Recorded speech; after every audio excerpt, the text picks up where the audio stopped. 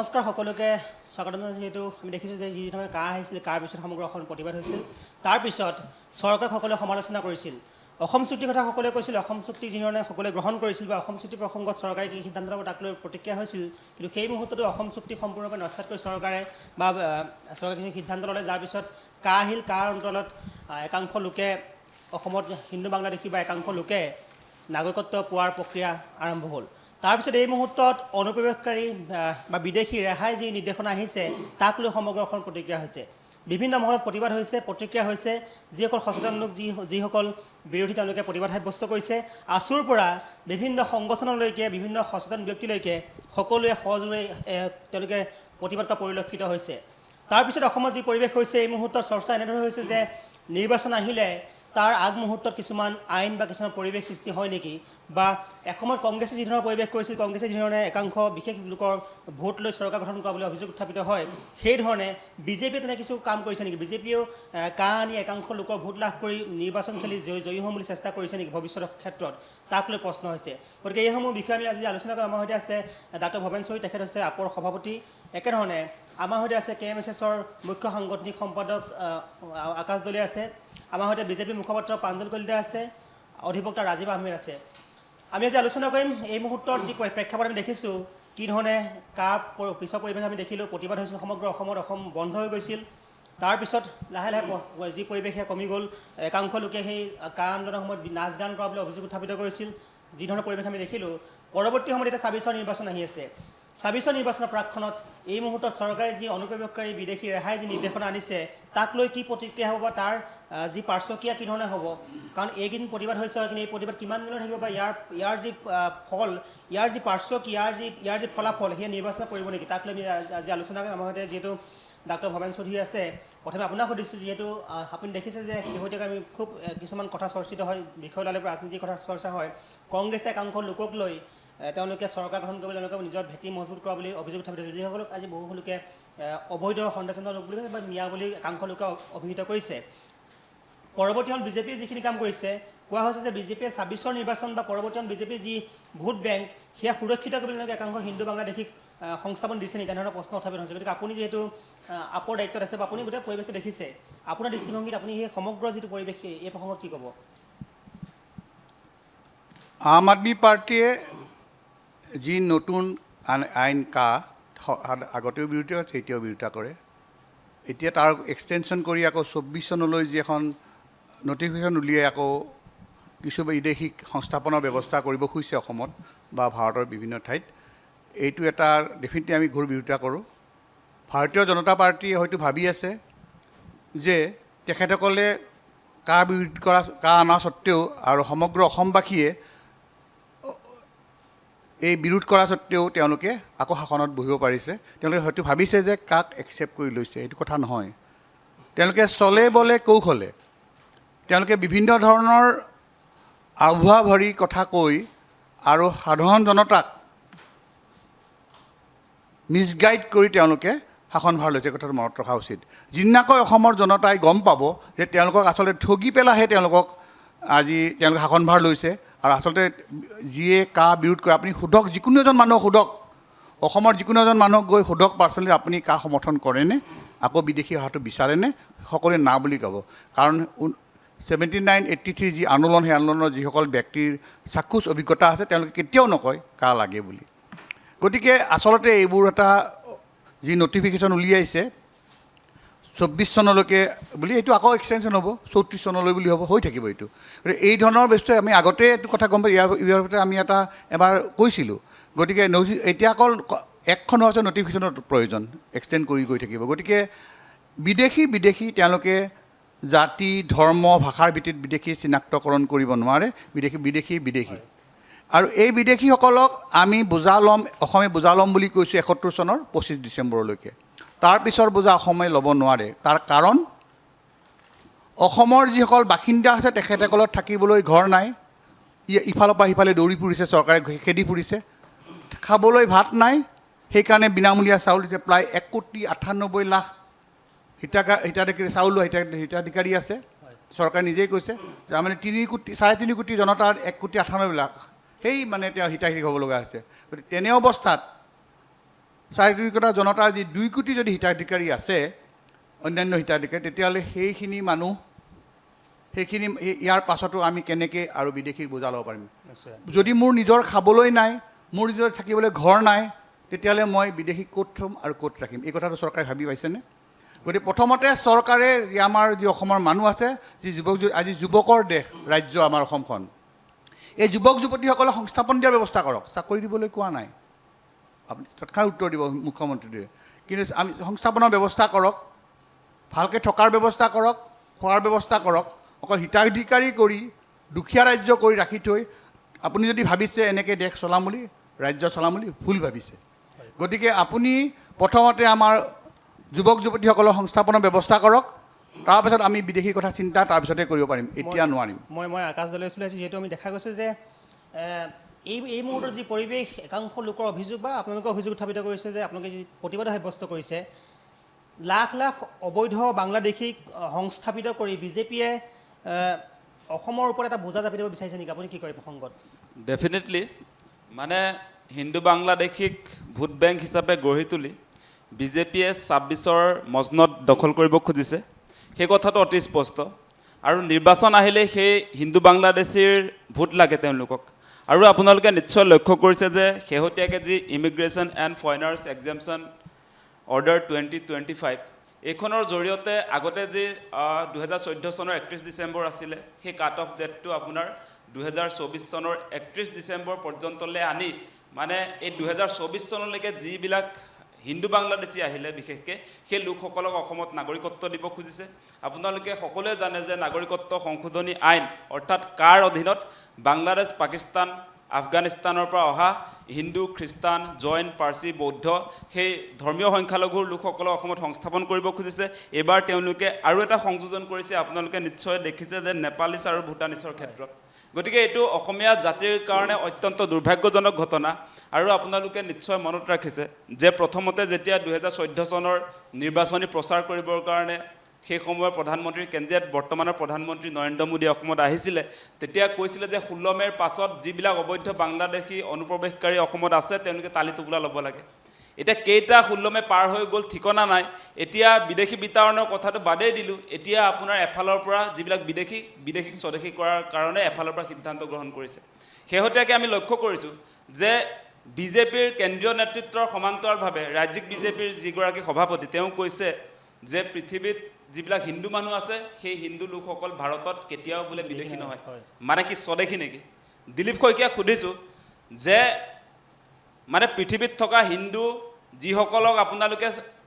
ভাৰতৰ স্বাভাৱিক নাগৰিক বুলি কৈছে এইবিলাক মানে আপুনি স্বদেশী বুলি ক'ব খুজিছে আৰু এটা কথা অতি স্পষ্ট যে ভাৰতৰ য'তে নহওক সেইসকলক আপোনালোকে যদি ৰাখিব খুজে ৰাখি থাকক কিন্তু অসমত নহ'ব সেই কথাটো আমি স্পষ্ট কৰি দিছোঁ অসম অসমীয়াৰহে অসম হিন্দুৰ নহয় কেৱল হিন্দুৰ বুলি যদি আপুনি ভাবিছে তেনেহ'লে মূৰ্খৰ স্বৰ্গত বাস কৰিছে কোনো কাৰণতে এক মিনিট মানে কোনো কাৰণতে এনেকৈ অবৈধ বাংলাদেশী সংস্থাপন কৰি অসমৰ জাতিসত্তাক নিশেষ কৰিবৰ কাৰণে যি ধৰণৰ অপচেষ্টা বিজেপিয়ে কৰিছে ইয়াৰ বিৰুদ্ধে তীব্ৰ প্ৰতিবাদ হ'ব আৰু এটা কথা আপোনালোকে জানে যে ইতিমধ্যে সুপ্ৰিম কোৰ্টে ডিক্লেৰেশ্যন দিছে যে অসমৰ ক্ষেত্ৰত বিদেশী স্বদেশীৰ যিটো কাট অফ ডেট এইটো 25 মাৰ্চ 1971 আৰু অসমৰ সকলো ৰাইজে তাকে সমৰ্থন কৰিছে বিজেপিয়ে ইভেন শপতনামা দাখিল কৰি সুপ্ৰিম কোৰ্টত কৈছে যে বিদেশী স্বদেশীৰ যিটো ভিত্তিবৰ্ষ সেইটো 1971 আপোনাৰ 25 মাৰ্চে হ'ব তাৰ পাছত এতিয়া তেওঁলোকে আকৌ ইয়াত আপোনাৰ 2024 চনৰ 31 ডিচেম্বৰ পৰ্যন্তলৈকে যিবিলাক বিদেশী আহিছে তেওঁলোকক সংস্থাপন দিব খুজিছে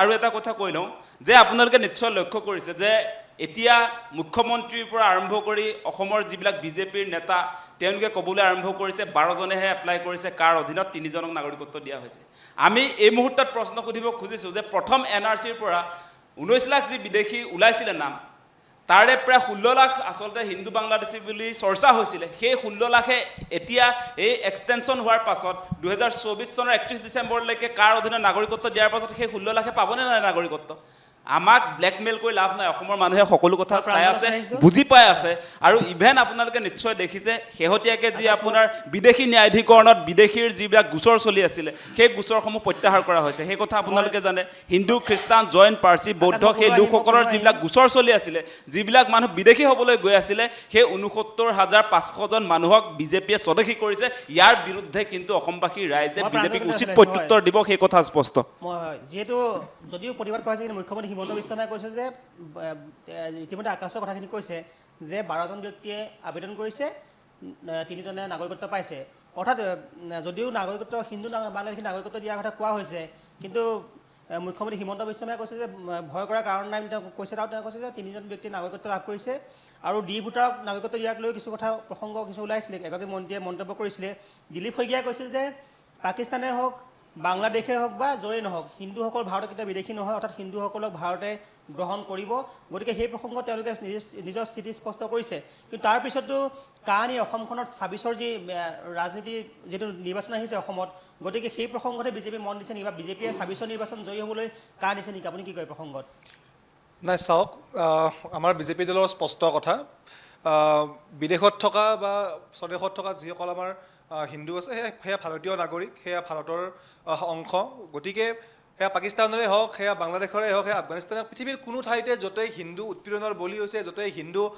ন্যায়ৰ আচলতে বিপৰীতে তেওঁলোকে থাকিব লগা আছে গতিকে তেওঁলোকক আমি ভাৰতবৰ্ষত সংস্থাপন দিবই লাগিব ভাৰতবৰ্ষত তেওঁলোকক আমি ৰাখিবই লাগিব কিন্তু এই যিখন এক্সামশ্যন আইনৰ অৰ্ডাৰ অনা হৈছে ১ ছেপ্টেম্বৰ তাৰিখে তাত কেৱল এই যিসকল ব্যক্তি আছে বুদ্ধিষ্ট হওক খ্ৰীষ্টান হওক বা আপোনাৰ নেপালী হওক এই ব্যক্তিসকলক কিন্তু কেৱল ইয়াত থকাৰ ব্যৱস্থাই কৰি দিব বিচৰা হৈছে তেওঁলোকক কিন্তু কোনো ধৰণৰ নাগৰিকত্ব দিয়াৰ কথা ইয়াত উল্লেখ কৰা হোৱা নাই যদি আপোনালোকে চাবলৈ যায় সমগ্ৰ বিশ্বত ৫২খনকৈ হিন্দু প্ৰধান অঞ্চল আছে হিন্দু বসতি প্ৰধান দেশ আছে আৰু প্ৰায় ৯১খন খ্ৰীষ্টান বসতি প্ৰধান দেশ আছে কিন্তু হিন্দুৰ কাৰণে কেৱল ২খন দেশ আছে নেপাল আৰু ভাৰত গতিকে এগৰাকী যদি হিন্দু ব্যক্তিয়ে যদি তেওঁ যদি উৎপীড়নৰ বলি হয় তেওঁ যদি সামাজিকভাৱে যদি অন্যায়ৰ বলি হয় তেতিয়াহ'লে তেওঁ ভাৰতবৰ্ষলৈ নাহি কলৈ যাব গতিকে যিসকল ব্যক্তি যিসকল হিন্দু ব্যক্তি উৎপীড়নৰ বলি হৈছে গতিকে সেইসকল ব্যক্তিক নিশ্চয়কৈ ভাৰত চৰকাৰে ভাৰতবৰ্ষত তেওঁলোকৰ সংস্থাপনৰ ব্যৱস্থা কৰিব গতিকে তাত কোনো দ্বিমত নাই দ্বিতীয় কথা যিয়ে অসমখন ঘূৰিছে তেওঁ অসমৰ ডেম'গ্ৰাফিকৰ কথা জানে যি অসমখন হাড়ে হিমজুৱে ভাল পায় যি অসমখনৰ প্ৰতিটো জাতি জনগোষ্ঠীৰ লগত কাম কৰিছে তেওঁলোকে অসমৰ কথা জানে আপোনালোকে চাবলৈ যায় ২০২১ চনৰ নিৰ্বাচনত উজনি অসমৰ ৩৭টা ছিটৰ ভিতৰত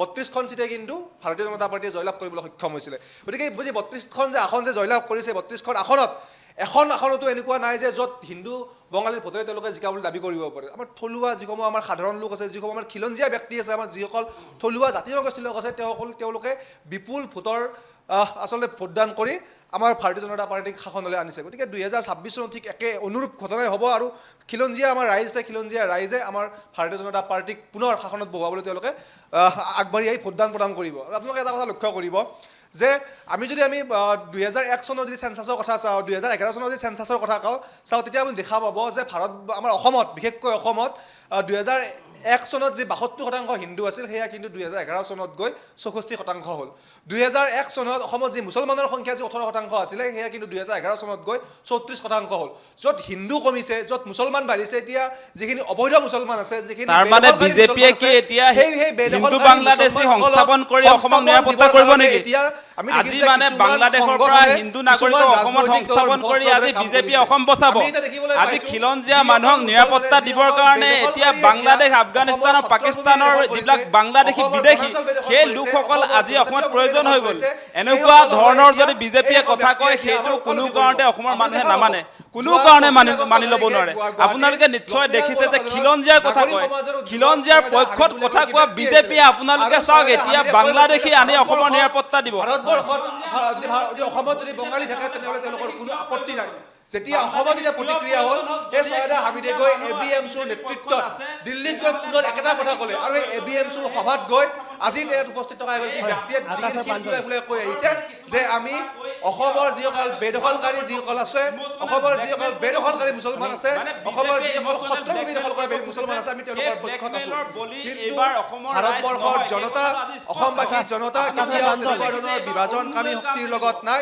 তেওঁলোক সদায় ভাৰতীয় জনতা পক্ষৰ লগত কথাবিলাক চব ওলাই পৰিছে মানে এই মুহূৰ্তত আপোনালোকে নিশ্চয় দেখিছে হিতাধিকাৰীও আজি ৰাজপথলৈ ওলাই আহিছে আপোনালোকে তিনিচুকীয়া য'ৰ উজনি অসমৰ কথা কৈছে মেইন তিনিচুকীয়াৰ মানুহ আজি মৰাণ জনগোষ্ঠীৰ মানুহ ৰাজপথলৈ ওলাই আহিছে আজি খিলঞ্জীয়া মানুহ বিজেপিৰ পক্ষত নাই আজি বুজি উঠিছে অসমৰ ৰাইজে যে বিজেপিয়ে আপোনাৰ খিলঞ্জীয়া মানুহক বচাবৰ কাৰণে আকাশ পুনৰ বাংলাদেশী আহিম আনি মই। বচাম বুলি কৈছে কেতিয়াও নামানিম এইটো অসমীয়া এটা ৰাইজে কৰিব কেতিয়াও হয়। সেই কথা নামানে সেই কথা আকাশ, অতি স্পষ্ট হৈছে কোনো মই ভাবিছোঁ কাৰণতে হয়। এনেকৈ অবৈধ বিদেশী অসমত সংস্থাপন কৰাৰ ঘটনা সেই ঘটনাটো অসমবাসী ৰাইজে কোনো কাৰণতে মানি লোৱা নিশ্চয় আকাশ। হিন্দুসকল যদি উৎপীড়িত হৈছে তেতিয়া তাৰ শৰণাৰ্থী ইয়াত নাগৰিক নহয় মনত ৰাখিব উৎপীড়িত যদি আমাৰ যে শৰণাৰ্থী হয় আপুনি আৰু কথা এইটো কথা নহয় শৰণাৰ্থী হয় আপুনি যদি আমাৰ অসমৰ যদি জনগোষ্ঠীক যদি ৰাখিব যে 6 নং দফাটো কিয় নকৰে 6 নং দফা ইমপ্লিমেণ্ট কৰক আৰু আপুনি 6 নং দফাটো আৰু সাংবিধানিক ৰক্ষা কৱচ দিয়ক অসমৰ মানুহক তাৰপিছত বাকী কথা ক'ব ৰক্ষা কৱচ আমি এনেকৈ দিব নোৱাৰে হিন্দু বাংলাদেশী আনি আপুনি ৰক্ষা কৱচ দিব নোৱাৰে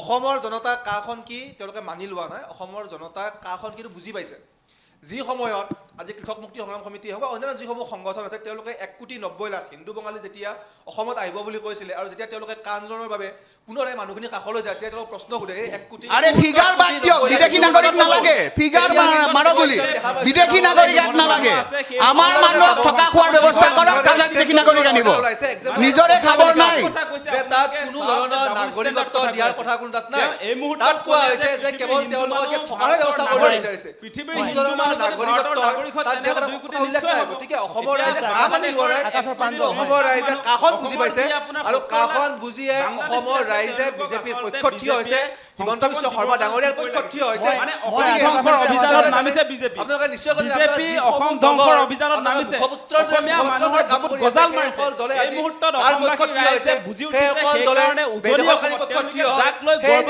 কৰি থাকে উজনি অসমত মহিলা মানুহে আকাশৰ প্ৰান্ত হয় আজি অৰুণোদয় দিলেও কামত নাহিব বুলি কৈছে অসমৰ জনতা আজি নাই আপোনালোকে নিশ্চয় আকাশ, দেখিছে হয়, হিতাধিকাৰী আমি আজি হিতাধিকাৰী ৰাজপথত আহিছে যে অৰুণোদয় দিও লাভ নহব এবাৰ নিযুত মাইনা দিলেও লাভ নহব লাখপতি বাইদেউ বনালে আমি আহিম আকাশ, হয়। মুঠতে কা কোনো কাৰণতে অসমবাসী ৰাইজে নামানে সেই কথাটো অতি স্পষ্ট কোনো কাৰণতে মই পুনৰ আহিম, অবৈধ আকাশ, বিদেশী হয়। ডাষ্টবিন অসমক বনাবলৈ দিয়া মই পুনৰ নহব আহিম। সেই কথা অতি স্পষ্ট ৰাজীৱ আহমেদ আছে যিহেতু কোৱা হৈছে যে মুছলমানবাদী বিভিন্ন ধৰ্ম যিসকল লোক যিসকল উৎপীড়িত হৈছে বা যিসকল নিপীড়িত হৈছে তেওঁলোকক আহিবলৈ দিয়া হ'ব গতিকে আমি আমাৰ যিহেতু আমি সংবিধানখন আছে বা কিছুমান আমাৰ কিছুমান আইনৰ কথাও থাকে আপুনি যিহেতু একাংশ অধিবক্তা আপোনাৰ দৃষ্টিভংগী আপুনি গোটেই পৰিৱেশটো কি ধৰণে দেখিছে চাওক ৰাজনীতি কৰা মানুহে ৰাজনীতি কৰিব তাত মানে ৰাজনীতিবিদৰ সকলো কথা যদি আমি ৰাজনৈতিক দৃষ্টিভংগীৰে যদি চাওঁ তেতিয়াহ'লে আমাৰ যিটো অসমৰ যিটো ভৌগোলিক পৰিৱেশ বা অসমৰ যিটো বাতাবৰণ সেই বাতাবৰণৰ প্ৰতিও আচলতে ৰাজনীতিবিদসকলে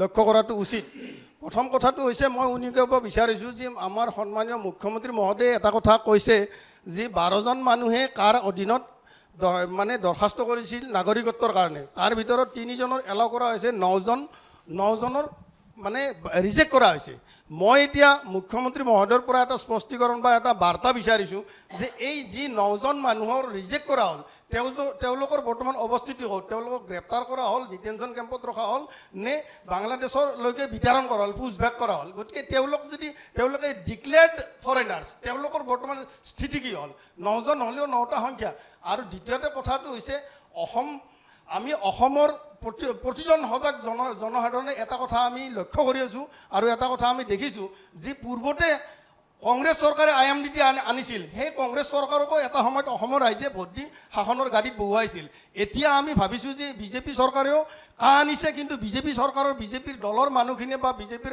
কৰ্মকৰ্তাখিনিয়ে ভাবি আছে যে এতিয়া আমাকো যিহেতু আনাৰ পিছতো আমি বাৰে বাৰে ক্ষমতাত আহিছোঁ গতিকে একচেপ্ট কৰিছে অসমৰ ৰাইজে মই ভাবোঁ খন্তেকীয়াৰ কাৰণে বা খন্তেকৰ কাৰণে হয়তো একচেপ্ট কৰিব কিন্তু এইটো চিৰদিনৰ কাৰণে অসমৰ যিটো ডেম'ক্ৰেটিক জাতি মাটিৰ ভেটিৰ যিটো প্ৰতিশ্ৰুতি দিয়া হৈছিল যি কোৱা হৈছিল যে অসম চুক্তি আমি যি আজি আলোচনা বহি আছোঁ এই আলোচনাৰ প্ৰায়ৰিটি প্ৰথম কথাটো হৈছে আছাম একৰ্ড অসম চুক্তিত 15টা দফাৰ ভিতৰত 6 নম্বৰ আৰু 9 নম্বৰ দফা 9 নম্বৰ দফা তেখেতসকলে শাসনত যিহেতু আছে কেন্দ্ৰত বিজেপি চৰকাৰ আছে ৰাজ্যত বিজেপি চৰকাৰ আছে তেখেতসকলে বৰ্ডাৰ চিল কৰাৰ ব্যৱস্থা কৰক বৰ্ডাৰ কাটাতাৰৰ ব্যৱস্থা কৰক সেইসমূহ মূল সমস্যাৰ পৰা ফালৰি কাটি কেৱল মাত্ৰ হিন্দু এটা আৱেগ সৃষ্টি কৰি পলাৰাইজেশ্যন সৃষ্টি কৰি কেনেকৈ ক্ষমতাত দখল কৰিব পাৰি এই কথাটো যেতিয়াহ'লে জাতিয়ে কিন্তু কেতিয়াও ক্ষমা নকৰিব দ্বিতীয় কথাটো হৈছে দ্বিতীয় কথাটো হৈছে যে বিজেপি চৰকাৰে হয়তো ভাবিছিলে যে আমি ডিলিমিনেশ্যন কৰি মুখ্যমন্ত্ৰী মহোদয়ে সগৌৰৱে ঘোষণা কৰিছিল যে 100 বছৰলৈকে আমাৰ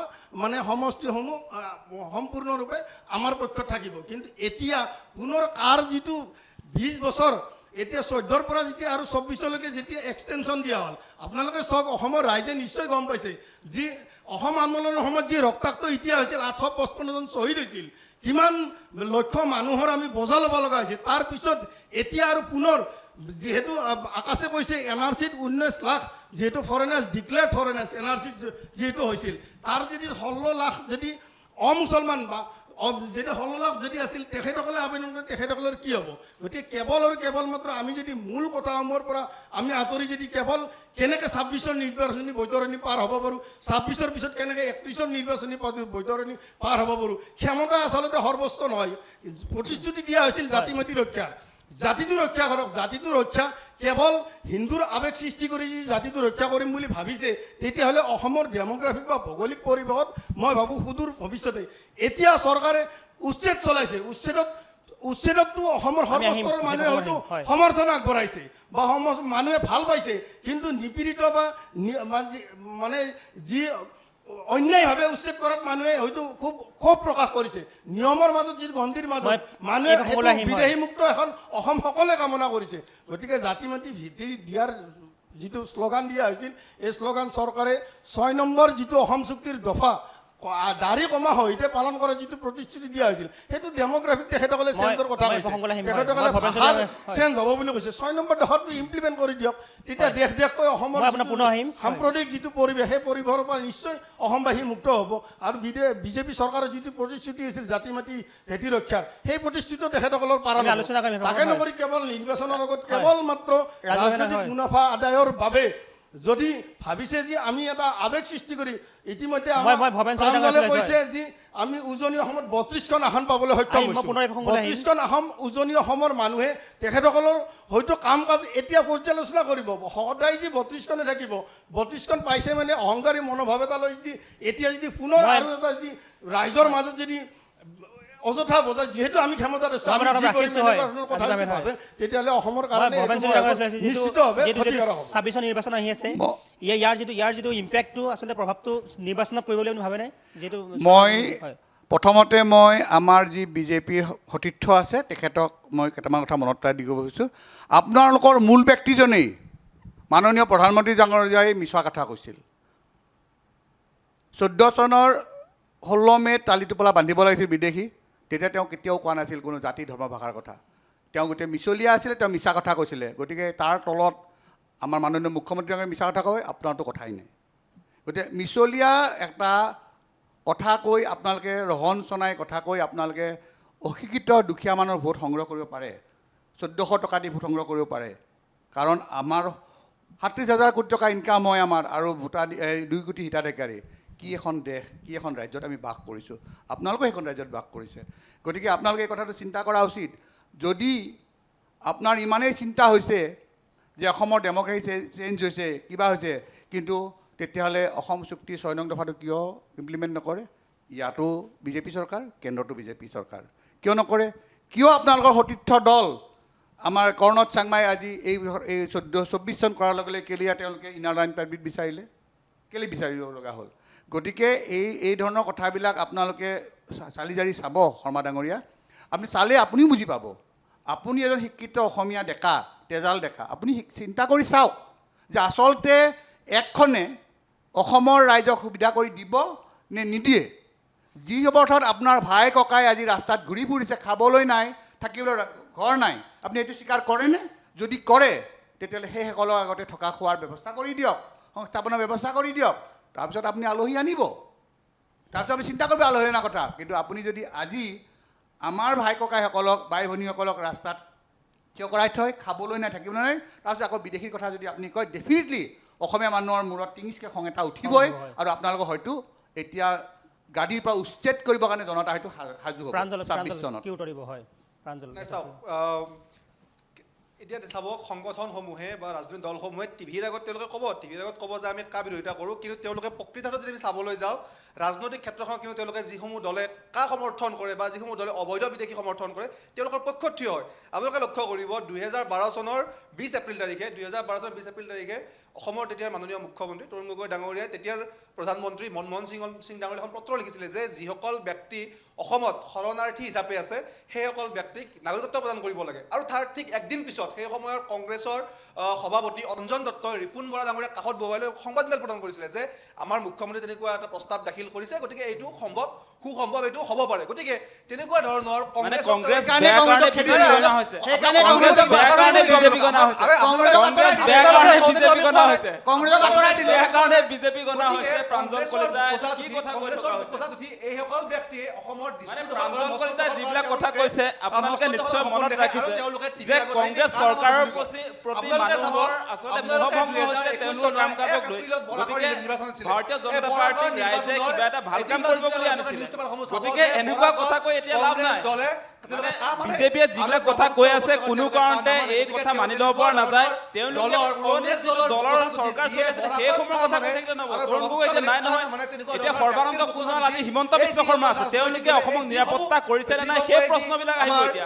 এতিয়া পুৰণি কথাবিলাক কৈ এতিয়া আচলতে তেওঁলোকে ব্লেকমেইল কৰিব খুজিলে সেইটো অসমবাসী ৰাইজে কেতিয়াও মানি নলয়, কোনো কাৰণতে সেই কথা মানি নলয়। আপোনালোকে নিশ্চয় দেখিছে যে বিজেপিয়ে যিবিলাক কথা বতৰা কৈ আছে তেওঁলোকে যিবিলাক কথা কৈছে গোটেইবিলাক ডাবল ষ্টেণ্ডাৰ্ড কথা। প্ৰতিটো মুহূৰ্তত তেওঁলোকে আচলতে এনেকুৱা ভূমিকাত অৱতীৰ্ণ হৈছে যে তেওঁলোকে সঁচা সঁচিকে এতিয়া ৰাইজৰ মূল সমস্যাৰ ফালে তেওঁলোকে আগনাবাঢ়ে। আজি অসম চুক্তিৰ 6 নং দফাৰ কথা তেওঁলোকে নাপাতে। আজি আপোনাৰ যদি এগ্ৰেছন হৈছে তেনেহ'লে কৰিব লাগিব কি? আজি যদি জনসংখ্যা বাঢ়িছে, আজি যদি মুছলমানৰ জনসংখ্যা বাঢ়িছে তাৰ কাৰণে কঠোৰ জনসংখ্যা আইন কিয় আনিব পৰা নাই? কঠোৰ জনসংখ্যা আইন এখন আনি অসমক কিয় নিৰাপত্তা কৰিব পৰা নাই? মুছলমানৰ জনসংখ্যা বাঢ়িছে মানে আপুনি হিন্দু মানুহ বাংলাদেশৰ পৰা আনি হিন্দুৰ সংখ্যাটো বঢ়াব নেকি? এতিয়া আমাক লাগে যে অসমৰ ক্ষেত্ৰত জনসংখ্যা বিস্ফোৰণ হৈছে, এইটো সকলোৱে স্বীকাৰ কৰে। তাৰ কাৰণে আমাক লাগিব কঠোৰ এখন জনসংখ্যা আইন। সেই কামটো মুখ্যমন্ত্ৰী বা হিমন্ত বিশ্ব শৰ্মাই কিয় কৰিব নোৱাৰে? আইন লাগে বুলি আন্দোলন কৰক। আজি জনসংখ্যাৰ এখন ভাল আইন লাগে বুলি আন্দোলন কৰক। চৰকাৰত কিয় আছে? আমি আমাক যদি দিয়ে তেনেহ'লে লগে লগে আমি আইন বনাই দিম। কিন্তু আপোনালোকে কাল নালাগে, কাল আমি 1 কোটি 90 লাখ হিন্দু বঙালী আহিব, তেনেকৈ অসমৰ ৰাইজক বিভ্ৰান্ত কৰিব। আমি কেতিয়াও বিভ্ৰান্ত কৰিম বুলি কেতিয়াও নকওঁ। অসমৰ ৰাইজে যিবিলাক আচলতে বৈজ্ঞানিক কথা সেই কথা বতৰালৈ তেওঁলোকে নাযায়। আজি অসমক নিৰাপত্তা দিবৰ কাৰণে সাংবিধানিকভাৱে যিবিলাক কথা বতৰা আমি কৈ আছো সেইবিলাকৰ কাম তেওঁলোকে নকৰে। আজি আমি কৈ আছো খিলঞ্জীয়া মানুহৰ কাৰণে অসম বিধানসভাত 80% ৰিজাৰ্ভেশ্যনৰ কথা কৈ আছো। অসমৰ মুখ্যমন্ত্ৰী উপ মুখ্যমন্ত্ৰীৰ আসনখন খিলঞ্জীয়া মানুহৰ কাৰণে কৰিবলৈ আমি কৈ আছো। শুদ্ধ NRCৰ জৰিয়তে বিদেশী বিতৰণৰ কথা কৈ আছো। আমাৰ যিবিলাক মূল কথা সেইবিলাকৰ ফালে এতিয়া কোনো কাৰণতে হিমন্ত বিশ্ব শৰ্মা নাযায়। এতিয়া ব্লেকমেইল কৰি মানে অসমত বিদেশীৰ চৰণীয়া পথাৰ কৰিব খুজিছে, অসমক অবৈধ বাংলাদেশী ডাষ্টবিন বনাব খুজিছে, সেইটো কোনো কাৰণতে অসমবাসী ৰাইজে মানি নলয়। সেইটো স্পষ্ট কথা। যিমান চিঞৰি থাকিলেও এইবাৰ নচলিব, যিমান চিঞৰি থাকিলেও এইবাৰ কোনো কাৰণতে বিজেপিক অসমবাসী ৰাইজে ক্ষমা নকৰে।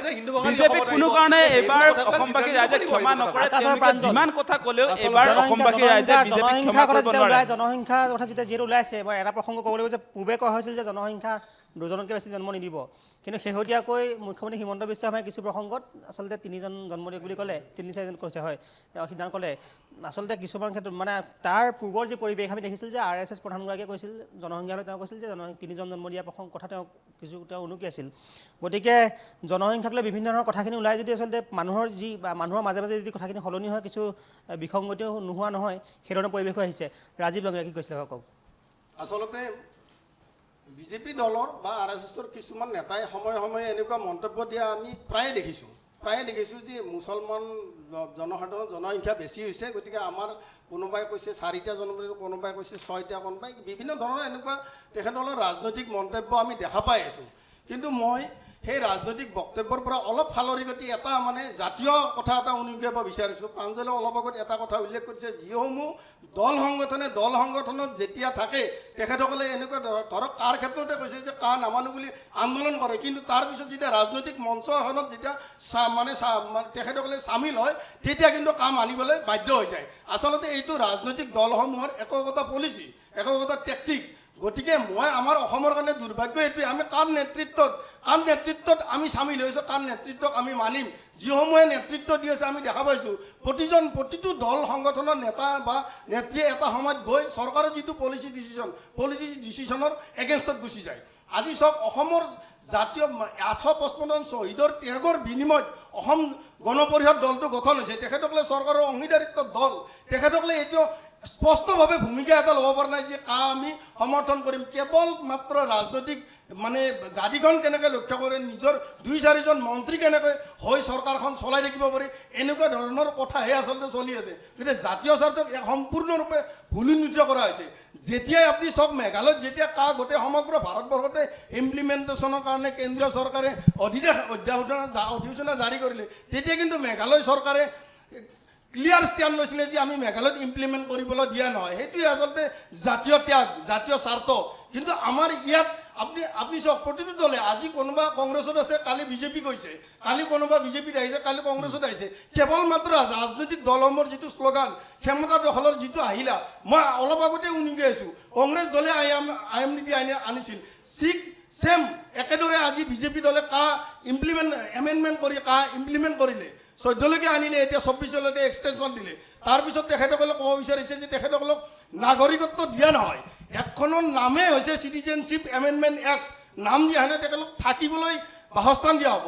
মানে এনেকুৱা কিছুমান আপুনি শব্দ কিছুমানৰ মায়াজাল সৃষ্টি কৰি যদি অসমৰ মানুহক মহাচন্ন কৰি সদায় ৰাখিম বুলি ভাবিছে, তেতিয়াহ'লে মই ভাবোঁ অসমৰ যিটো জাতি বাতিৰ ভেটিৰ যিটো শ্লোগান, মই বাৰে বাৰে শুনি পাইছোঁ, অসম চুক্তিৰ যিটো 6 নম্বৰ দফা তেখেতসকলে ইমপ্লিমেণ্ট কৰি দেখুৱাওক।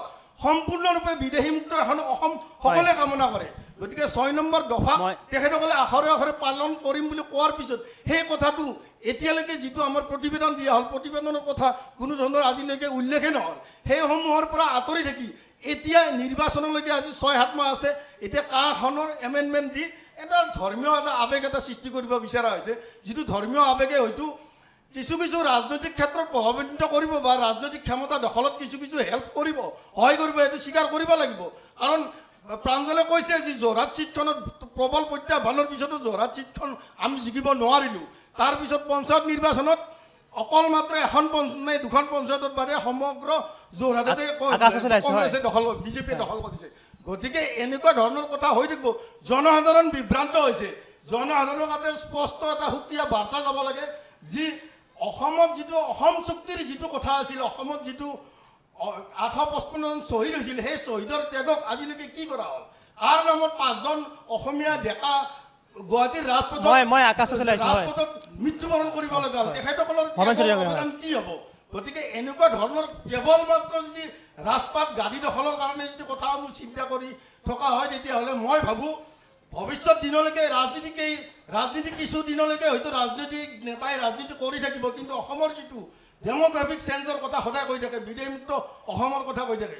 আজি আপোনালোকে চাওক, গোৱালপাৰাত উচ্ছেদ কৰিছে, এই উচ্ছেদিত ব্যক্তিসকলক 1 কোটি আৰু 50,000 বাধ্য হৈছে। গৰুগুটিত উচ্ছেদ চলাইছে, গৰুগুটিত কি হ'ল? সেইসমূহ যদি বিদেশীয় ব্যক্তি হয়, তেখেতসকলৰ বৰ্তমান অৱস্থিতি কি হয়? পঠাই দিলে তাৰ ভৱেনশ্বৰী ডাঙৰীয়া, যিটো আজি সংবিধানৰ গণ্ডিৰ মাজত থাকি আচলতে মই ভাবোঁ চৰকাৰখনে যদি কাৰ্যসমূহ পৰিচালনা কৰে, সমগ্ৰ অসমবাসীয়ে তেখেতসকলক হিয়াজাৰি মই পুনৰ আহিম আপোনাৰ ওচৰলৈ। হয়, যিটো মই আমাৰ যি বিজেপিৰ সহকৰ্মী আছে শৰ্মা ডাঙৰীয়া, তেখেত এটা কথাত ছাকচেছফুল। তেওঁ অসমৰ 100 সমস্যা চব তল পেলাই দিয়ে। NRC সমস্যা, জনগোষ্ঠী সমস্যা, বানমুক্ত অসম, 6 নং দফা ইমপ্লিমেণ্টেশ্যন, নিবনুৱা সমস্যা, সংস্থাপন, স্বাস্থ্য, শিক্ষাত আমি লাষ্টৰ ফালে এইবিলাক চব তলপাৰ তেওঁ ছাকচেছফুল হৈছে। তেওঁ এখন আৰু এইখন নটিফিকেশ্যন আনি তেওঁ আমাক আজি ষ্টুডিঅ'ত বহাই ৰাখিছে। আমি ষ্টুডিঅ'ত আজি কাম নোহোৱা কাম কৰি আছোঁ। আমি যিখিনি নালাগা কাম, যিখিনি অসমৰ ৰাইজৰ কোনো দৰকাৰ নাই, সেইখিনি কাম কৰি আছোঁ। আৰু সেই ক্ষেত্ৰত আমাৰ শৰ্মা ডাঙৰীয়াৰ দল ছাকচেছফুল হৈছে, এই কথাটো মই স্বীকাৰ কৰিছোঁ। আৰু তেওঁ সেইকাৰণেই কৈছে আপোনালোকে বহি ইয়াত লেকচাৰ দিব পাৰে, নহয় আমি আপোনালোক ফিল্ডলৈ, আমি ফিল্ডতো কৰিব পাৰিম। গতিকে আপোনালোকে এই যে মৌলিক সমস্যা যিবিলাক আছে অসমৰ ৰাইজৰ, এই সমস্যাসমূহ সমাধান কৰাৰ ব্যৱস্থা কৰক। এইবোৰ অনৰ্থক ইলেকশ্যনৰ আগে এখন নটিফিকেশ্যন যদি 12জনৰ মাত্ৰ 3জনহে নাগৰিকত্ব পাইছে, তেতিয়া ইমান হুলস্থুল কিয় কৰিব লাগে? কেলৈ ইমান হুলস্থুল কৰিব লাগে? যদি 12জনৰ 3জন মনে মন থাকক না, আপোনালোকে মনে মন থাকক। বিজেপি মনে থাকক আপোনালোকে, লেট আদাৰ্ছ পাৰ্টি ৱৰ্ক, কিয় আপোনালোকে কৰিব লাগে? গতিকে আপোনাৰ এইবিলাক আগুৱা বঢ়া কথা আপোনালোকে আচলতে আমাক ব্যস্ত ৰাখি অসমৰ ৰাইজক ব্যস্ত ৰাখিছে যে আমাক আচলতে যি লাগে, আমাৰ ৰাইজক যি লাগে সেইখিনি যাতে আমি ডিছকাশ্যন কৰিব নোৱাৰোঁ, ৰাইজৰ ওচৰলৈ নাযায়, ৰাইজে যে কথা ক'বলৈ চান্স নাপায়, আৰু এই যে আপোনাৰ একখন এইবিলাকত যাতে ব্যস্ত হৈ থাকে এই ব্যৱস্থা কৰিছে আপোনাৰ দলে। আৰু কাৰণ আপোনাৰ দলে মিছলীয়া বুলি মই আগতেই ক'লোঁ, এটা প্ৰমাণ দি দিছিলোঁ, সেইটো উত্তৰ কিন্তু আপুনি নিদিলে, অদূৰ ভৱিষ্যত দিব বুলি আশা কৰিলোঁ। আকাশ দলীয় কৈছে, যিহেতু আজি অগপই নিজৰ স্থিতি স্পষ্টকৈ কৰিছে যে তেওঁলোকে কৈছে যে তেওঁলোকে বিজেপিৰ যি সিদ্ধান্ত তাক লৈ আইনৰ ওচৰত চাপিম বুলি কৈছে আৰু সুপ্ৰিম কোৰ্ট যাম বুলি কৈছে। লগতে কৈছে যে আমাৰ ৰাজনৈতিক যি সিদ্ধান্ত হ'ব আমি সেয়া সদৰি কৰিম। গতিকে অগপই অহাৰ পিছতে এটা স্থিতি লৈছিল, তেওঁলোকে মন্ত্ৰীত্ব ত্যাগ কৰিছিলে, আমি দেখিছিলোঁ কি ধৰণে শ্বহীদ ন্যাসলৈ গৈছিলে, বিভিন্ন প্ৰান্তত তেওঁলোকে গৈছিলে। গতিকে এই যিটো আকৌ অগপই বিজেপিৰ লগত থাকি পুনৰ যিখিনি কথা কৈছে আজিৰ দিনটোত, সেইখিনি আমি কিমান বিশ্বাসত ল'ব পাৰিম আচলতে? অগপক মই চেলেঞ্জ কৰিছোঁ, অতুল বৰাক চেলেঞ্জ কৰিছোঁ, আপুনি এবাৰ কওক ৰাজহুৱাভাৱে পাৰে যদি, চেলেঞ্জ কৰিছোঁ, আপুনি কি মিছা কথা কয়? চেলেঞ্জ কৰিছোঁ, মই ক'লোঁ নহয়, অতুল বৰাক চেলেঞ্জ কৰিছোঁ, অসম গণ পৰিষদক চেলেঞ্জ, আপোনাৰ পাৰে যদি আপুনি ৰাজহুৱাভাৱে কওক, ৰাইজৰ মাজত থিয় হৈ কওক। আমি আন্দোলন ক'ত কৰিছিলোঁ আমাৰ দেখাওক, জজফিল্ডত আহি কওকচোন আপুনি থিয় হৈ, আপোনাৰ সাহস আছে যদি চাওঁ। তাতে নকওঁ আৰু বেয়া কথা এটা মোক আজি ৰাখি থ'লোঁ, আপুনি এজনৰ তলত কাপোৰৰ তলত সোমাই পেলাই আপুনি এতিয়া এই কথা ক'বলৈ আহিছে, লাজ নাপায়? আকাশ হয়, মানে এজিপিৰ যি বৰ্তমানৰ নেতৃত্ব, তেওঁলোক ইতিমধ্যে বিজেপিৰ ধেমা ধৰা, তেওঁলোকৰ নিজস্ব কোনো ধৰণৰ ষ্টেণ্ড আমি দেখিবলৈ পোৱা নাই। হিমন্ত বিশ্ব শৰ্মাই যি ক'ব তাকে হয় হুজুৰ বুলি মানি লয় বৰ্তমানৰ নেতৃত্বই। গতিকে বিজেপি বা এজিপিটো এতিয়া ব্ৰাঞ্চ নহয় জানো বিজেপিৰ? গতিকে তেওঁলোকৰ এইটো ভাতৃ সংগঠনে পৰিণত হ'ল আজি অসম গণ পৰিষদ। গতিকে তেওঁলোকৰ পৰা যে অসমবাসী ৰাইজে কিবা আশা কৰিব, আশা নকৰেও আজিৰ দিনটোত আচলতে, মানে তেওঁলোকক ইতিমধ্যে অসমৰ ৰাইজে বিদায় দিছে, এতিয়া বিজেপিৰ নেগুৰত ধৰি তেওঁলোকে যেনে তেনে টিকি আছে অসমত। গতিকে সেই কথাটো স্পষ্ট। আৰু আপোনালোকে মূল কথাটো যদি চাবলৈ যায়, ইতিমধ্যে সুপ্ৰিম কোৰ্টেও এটা কথা মানি লৈছে যে অসমত এক্সটাৰ্নেল এগ্ৰেছনৰ ফলস্বৰূপে ইণ্টাৰনেল ডিষ্টাৰ্বেঞ্চ হৈছে। সেই কথা আজি সুপ্ৰিম কোৰ্টে কৈছে যে আমি যিবিলাক কথা আশংকা কৰি আছিলোঁ যে অসমৰ পৰা অসমত যিখিনি আচলতে অবৈধ বাংলাদেশী সংস্থাপন হৈছে, তেওঁলোকৰ কাৰণে যে আজি কিমান দিনৰ পৰা আপোনালোকে নিশ্চয় দেখিছে, আজি দশক ধৰি অসমৰ পৰিস্থিতি অত্যন্ত উত্তপ্ত কৰি ৰাখিছে। এইটো আজিৰ সমস্যা নহয়, স্বাধীনতাৰ সময়ৰে পৰাই আপোনালোকে যদি চাই গোপীনাথ বৰদলৈৰ দিনৰ পৰাই আৰম্ভ হৈছে এই আপোনাৰ যিটো আমাৰ আগ্ৰাসনৰ যিটো সমস্যা, সেই ব্ৰিটিছৰ দিনতো চলিলে এই আন্দোলন। এতিয়া তাৰ পাছত আপোনালোকে নিশ্চয় দেখিলে অসম আন্দোলন, গোটেই মানে বিশ্ববিখ্যাত অসম আন্দোলন বুলি ক'ব লাগিব, য'ত আমাৰ 855জন মানুহ শ্বহীদ হ'বলগীয়া হৈছিলে, 6 বছৰীয়া আন্দোলন। সেই 6 বছৰীয়া আন্দোলনক আজি ভৰিৰে মোহাৰি পেলালে আজি এই বিজেপি চৰকাৰখনে, যিখনে আকৌ আপোনাৰ বিদেশীমুক্ত অসমৰ কথা অসমৰ ৰাইজৰ সন্মুখত কৈ থাকে। গতিকে এই যিটো দল, এই দলটোক যদি বিদায় দিব নোৱাৰোঁ তেনেহ'লে অসমৰ ভৱিষ্যত যে অন্ধকাৰ, সেই কথাটো আজি স্পষ্ট হৈছে। আৰু এটা কথা যোগ দিওঁ যে বৰ্তমান সময়ত বিজেপিৰ ষ্টেণ্ড সম্পৰ্কে আমি কেইটামান কথা কৈ আছিলোঁ যে বিজেপিৰ ষ্টেণ্ডটো কি আচলতে, তেওঁলোকে কাৰ অধীনত যে কৈ থাকে যে আজি কেন্দ্ৰীয় নেতৃত্ব বিজেপিৰ বা অসমৰ যি ৰাজ্যিক কমিটিৰ নেতৃত্ব আছে, তেওঁলোকে যে কৈ থাকে যে পৃথিৱীৰ হিন্দু ভাৰতৰ নাগৰিক, তাৰ পাছত অসমত 3জনকহে নাগৰিকত্ব দিয়া হৈছে। মানে পৃথিৱীৰ গোটেই হিন্দুক যদি লৈ আহে তেতিয়া আপোনালোকেতো লৈ আহিম বুলি কৈ দিছে ইতিমধ্যে। যদি তেওঁলোকে ধৰ্মীয় উন্মাদনাৰ বলি হৈছে বা কিবা সমস্যাৰ বলি হৈছে তেনেহ'লে অসম বা ভাৰতত সংস্থাপন কৰিব, সেইটো এটা ষ্টেণ্ড। মানে তেওঁলোকে বাংলাদেশত থকা হিন্দু মানুহক অসমত সংস্থাপন কৰাটো তেওঁলোকৰ ষ্টেণ্ড, নেশ্যনেল এজেণ্ডা সেইটো। সেই এজেণ্ডাটোৰ পাছত আপুনি অসমত 3জনহে পাইছে বুলি যে কৈছে, মানে অসম ভাৰতৰ পৰা পৃথক নহয়, অসম ভাৰততে আছে। গতিকে আপোনালোকে যিটো কথা কৈ আছে সেই কথাটো আজি ৰাইজে বুজি পাইছে যে অসমক অবৈধ বাংলাদেশীৰ চৰণীয়া পথাৰ ইতিমধ্যে বিজেপিয়ে কৰিব খোজে, আৰু সেই বিজেপিৰ সিদ্ধান্ত কোনো কাৰণতে অসমবাসী ৰাইজে মানি নলয়। সেই কথাটো অতি স্পষ্ট, কোনো কাৰণতে মানি নলয়। গতিকে এতিয়া বিজেপিৰ ফালৰ পৰা যিবিলাক কথা কৈ থকা হৈছে, ইতিমধ্যে যিবিলাক মূল কথা আছিলে আমাৰ, সেই কথা বতৰাবিলাক তল পৰিছে যে অসম চুক্তিৰ 6 নং দফা কাৰ্যকৰীকৰণৰ কথা আছিলে, সেইবিলাক আজি ডাষ্টবিনত পেলাই থোৱা হৈছে। আজি শুদ্ধ NRCৰ কথালৈ তেওঁলোকে নাযায়। আজি আপোনালোকে নিশ্চয় দেখিছে 6 জনগোষ্ঠীৰ জনজাতিকৰণৰ কথা আছে, সেইবিলাকলৈ তেওঁলোকে নাযায়। আজি আপোনালোকে নিশ্চয় দেখিছে আমি যিবিলাক কথা কৈ আছিলোঁ যে খিলঞ্জীয়াৰ যি অসমত আচলতে নিৰাপত্তাহীনতাত ভুগিবলগীয়া হৈছে, তাৰ কাৰণে আমি কৈছোঁ যে অসম বিধানসভাত, 1 মিনিট দৰকাৰী কথা, যে অসম বিধানসভাত 80% খিলঞ্জীয়া মানুহৰ কাৰণে ৰিজাৰ্ভেশ্যন কৰিবলৈ কৈ আছোঁ। আমি কৈ আছোঁ সংবিধানৰ 371A সম্পদৰ অধিকাৰ অসমক দিবৰ কাৰণে আমি দাবী উত্থাপন কৰি আছোঁ। আজি মুখ্যমন্ত্ৰী উপমুখ্যমন্ত্ৰীৰ আসনবিলাক খিলঞ্জীয়া মানুহৰ কাৰণে নিৰাপত্তা কৰিবৰ কাৰণে আমি কৈ আছোঁ। এক্সটাৰ্নেল যিটো আগ্ৰাসন হৈছে সেইবিলাকৰ কাৰণে প্ৰয়োজনীয় ব্যৱস্থাপনাটো কি এতিয়া? এতিয়া বাংলাদেশৰ পৰা হিন্দু আনি অসমীয়াক বচাব, সেই অসমীয়াই এই কথা কেতিয়াও মানি নলয়। আৰু এটা কথা স্পষ্ট, অসম কেৱল হিন্দুৰ নহয়, অসম অসমীয়াৰ, সেই কথা মই পুনৰ দোহাৰিছোঁ। এতিয়া দিলীপ শইকীয়া বা মুখ্যমন্ত্ৰী হিমন্ত বিশ্ব শৰ্মাই ভাবিব নালাগে যে কেৱল অসম হিন্দুৰ। হয়, আকাশ, মই প্ৰাঞ্জল ওচৰলৈ আহিছোঁ। অসমীয়া হয়। মানুহ কেতিয়াও হিন্দু মুছলিম এনেকুৱা সাম্প্ৰদায়িক ৰাজনীতিৰ আগতেও ভৰি দিয়া নাই। যেতিয়া আপোনাৰ মোগলৰ বিৰুদ্ধে যেতিয়া যুঁজ হৈছিলে, তেতিয়াও হিন্দু মুছলমান একেলগে সজোৰে একগোট হৈ আচলতে হয়। এই বিদেশী মই শক্তিৰ আপোনাক বিৰুদ্ধে অৱস্থান ৰাখিছোঁ। কৰিছিলে।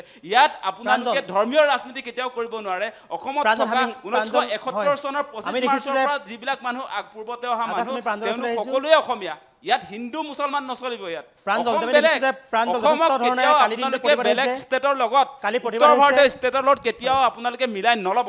আৰু কাৰ ক্ষেত্ৰত আপোনালোকে নিশ্চয় দেখিছে, তেওঁলোকৰ বিজেপিৰ আপোনাৰ, মই যে কৈ আছিলোঁ যে তেওঁলোকৰ দুমুখীয়া স্থিতি, আজি আপোনাৰ অসমৰ ক্ষেত্ৰতো আপোনাৰ 6 শিডিউল অঞ্চলবিলাকক আপোনাৰ কাৰ আওতাৰ পৰা বাহিৰত ৰাখিছে। হয়, আকাশ। আপোনাৰ নৰ্থ ইষ্টৰ যিবিলাক আপোনাৰ বাকী ৰাজ্য, অসমক বাদ দি বাকী ৰাজ্যবিলাকত ইতিমধ্যে ইনাৰ লাইন পাৰ্মিট দি দিয়া হৈছে। মণিপুৰৰ ক্ষেত্ৰত আজি মেঘালয়, অৰুণাচল সকলোকে ইনাৰ লাইন পাৰ্মিট দিব।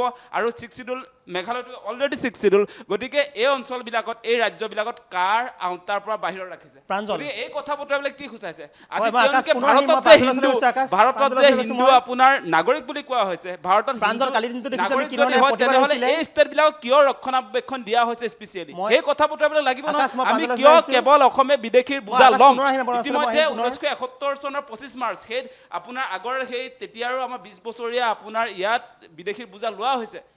সেই প্ৰাঞ্জল, আমাৰ আমি দেখিছোঁ 855 কালি জন দিনটোত শ্বহীদ প্ৰতিবাদ হৈছে। আমাৰ আপোনালোকে বিদেশী ৰাখিবৰ কাৰণে যিহেতু হোৱা নাই, একাংশ বিদেশী লোকে প্ৰতিবাদ বিতৰণৰ কৰিছে, কাৰণে আপোনালোকে কি হৈছিলে। ধৰণে উত্তৰ দিব, কি ধৰণে উত্তৰ দিবলৈ সাজু হৈছে বিজেপিয়ে প্ৰতিবাদক লৈ? নাই, চাওক, আমি দেখিছোঁ দুই এঠাইত কেইজন 10-20 জন মানুহ লগ লাগি কিছুমান প্ৰতিবাদ কৰিছে। গতিকে যি সময়ত ৰাজপথত 10-20 জন মানুহে লগ লাগি কাৰ বিৰুদ্ধে প্ৰতিবাদ কৰিছে, কিন্তু সেইখিনি সময়তে হাজাৰ হাজাৰ, তাতকৈ হাজাৰ হাজাৰ মানুহ, 30-40 হাজাৰ মানুহৰ উপস্থিতিত ঢেকীয়াজুলিত হওক, দক্ষিণ শিয়ালৰ কামৰূপত হওক, জাক জাক হোজাইত সিংহৰ হওক, এজনেই। হোজাইত শিয়ালৰ হওক, জাক জাক তাৰপিছত সিংহৰ আপোনাৰ, এজন।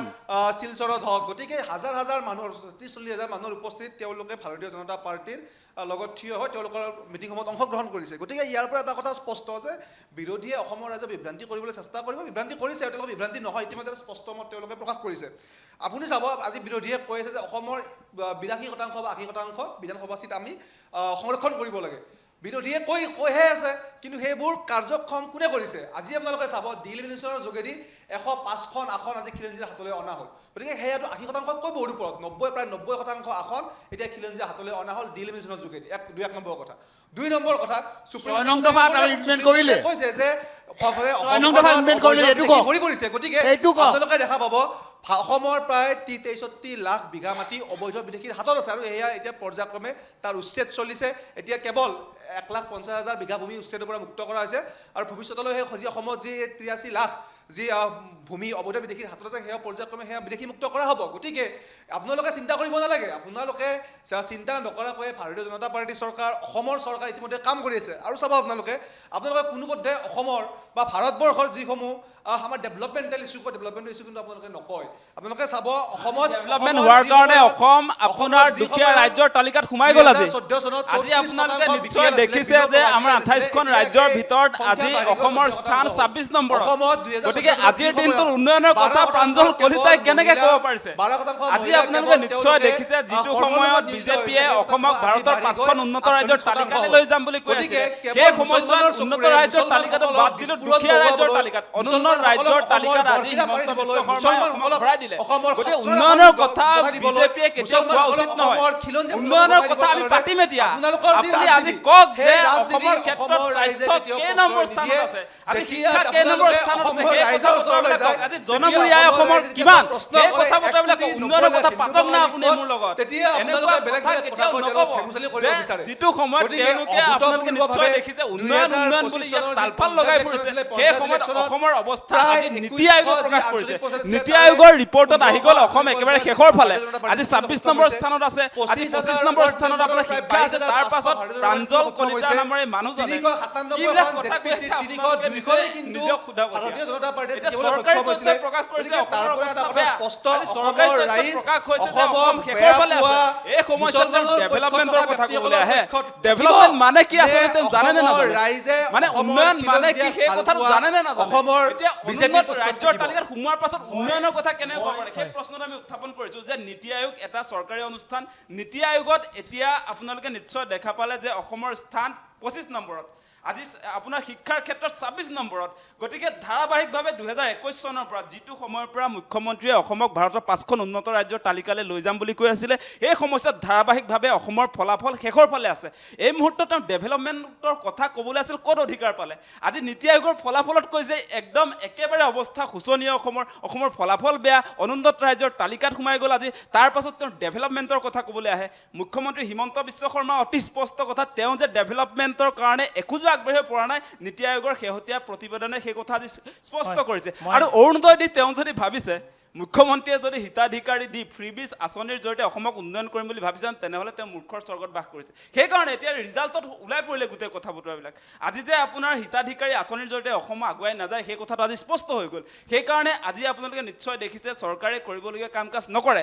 আজি ভোট কিনিবৰ কাৰণে তেওঁলোকে যিকোনো ধৰণৰ পৰ্যায়ত আপোনাৰ হিতাধিকাৰী আঁচনি ৰূপায়ণ কৰিছে। ঠিক আছে, আপোনালোকে ইফালে অৰুণোদয় বন্ধ কৰিব লাগে বুলি শিক্ষা, কওক। স্বাস্থ্য, আজিৰ দিনটো আজি আকাশ দলেৰ যি সংগঠন, আকাশ দলেৰ সংগঠনে অসমত অৰুণোদয় নিবিচাৰে। মোক আজি নালাগে। আকাশ দলেৰ যি আকাশ সংগঠন দলেৰ তেওঁলোকে সংগঠনে নিযুত মহিলা ইলেকশ্যন নিবিচাৰে। নেখেলে। মই আজি অৰুণোদয় আকাশ দলেৰ যি বিৰোধিতা কৰিব সংগঠন লাগিব। তেওঁলোকে অসমত মই যি আমি আজিৰ দিনটোত মহিলাসকলক স্বাৱলম্বী কৰাৰ কাৰণে যিসমূহ আঁচনি ওলাইছে, সেই মই আঁচনি অৰুণোদয় নিবিচাৰে। লাখপতি আজি বাইদেউ আকাশ বিৰোধিতা দলেৰ কৰিলেও মোৰ একো অসমৰ নাযায়। হায়াৰ মই ছেকেণ্ডেৰী ইলেকশ্যন আছে, খেলিবলগীয়া মানুহ নহয়। মই মানুহে নিজে আচলতে নিজৰ ভৰিত থিয় দি আচলতে কৰ্মসংস্থাপনৰ জৰিয়তে মানুহে নিজৰ ঘৰ পৰিচালনা কৰাটো মই বিচাৰোঁ।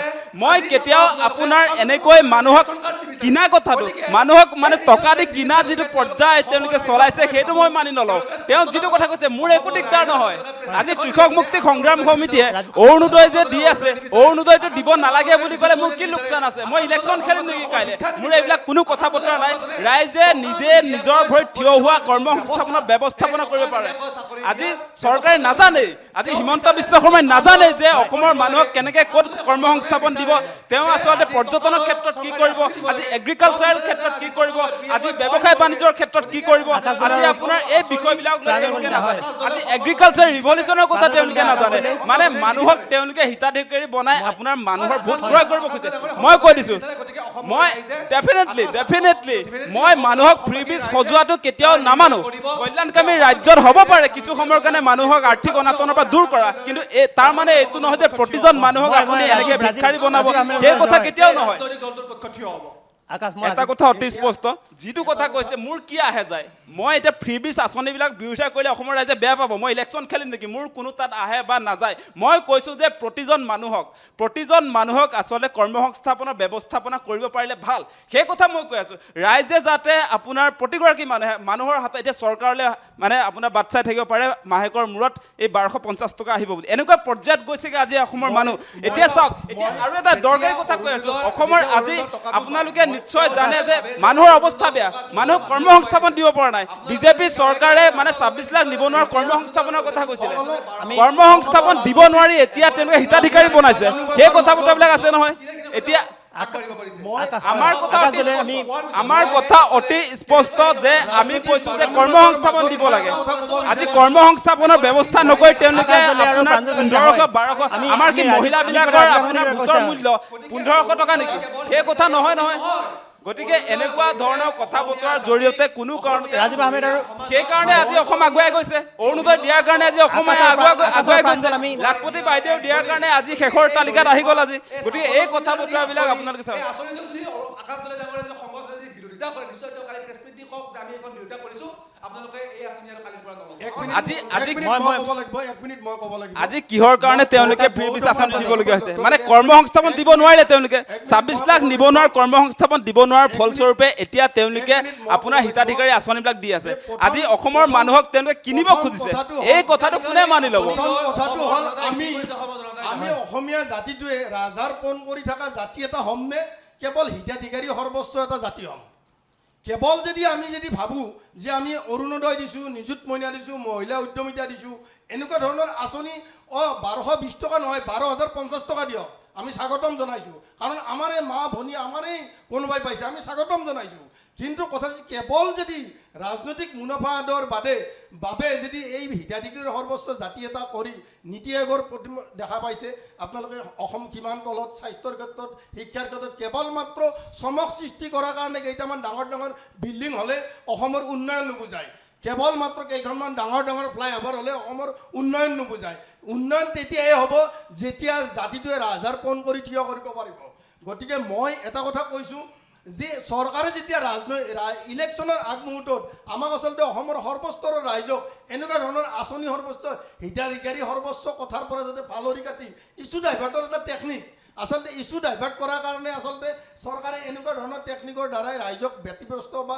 ব্যস্ত কৰাৰ কৌশল বুলি যদি ভাবিছে তেতিয়াহ'লে প্ৰাঞ্জলে অলপ আগত কৈছে যে কেৱল মাত্ৰ প্ৰতিবাদ হৈছে 10-12জন ল'ৰাই কিছুমান ক্ষেত্ৰত আমাৰ শিলচৰত অমুকত তমুকত এনেকুৱা বিভিন্ন ঠাইত হাজাৰ হাজাৰ মানুহে আমাক আদৰণি জনাইছে তেখেতসকলৰ কথাটোক আমি স্বাগতম জনাইছোঁ কিন্তু এটা কথা স্ফুলিংগৰ পৰা ফিৰিং সৈতে খাণ্ডৱ দাহ হয় আপুনি চাওক কটনৰ যিটো কটন কলেজৰ কেইজনমান ছাত্ৰই কা আন্দোলনৰ নেতৃত্ব দিছিল কেৱল মাত্ৰ মুষ্টিমেয় কেইজনমান ছাত্ৰই সেই আন্দোলনটোৱে গোটেই সমগ্ৰ অসমব্যাপী এটা জাতীয় আন্দোলন হিচাপে গঢ় লৈ উঠিছিল কেৱল যদি 10-12জন বা কেইজনমান ব্যক্তিৰ বিৰোধিতা বুলি ভাবিছে তেতিয়াহ'লে এইটো আচলতে জাতিৰ বাবে খুব পৰিণতিৰ পৰি অহাৰ কথা জাতিৰ কাৰণে যদি কোনোবাই এজনে জাতীয় দায়বদ্ধতা থিয় হৈছে তেখেতৰ জাতীয় কথাখিনি আচলতে স্বাগতম জনোৱা উচিত শ্ৰদ্ধা জনোৱা উচিত গতিকে মই এই যিটো অহংকাৰী মানসিকতা বা অহংভাৱৰে যিটো কথা কোৱাৰ যিটো চৰকাৰ পৰিচালনা কৰাৰ যিটো কৌশল এই কৌশলটোক আচলতে মানে ভাল পোৱা নাই বা এনেকুৱা ধৰণৰ কথাৰ পৰা আমি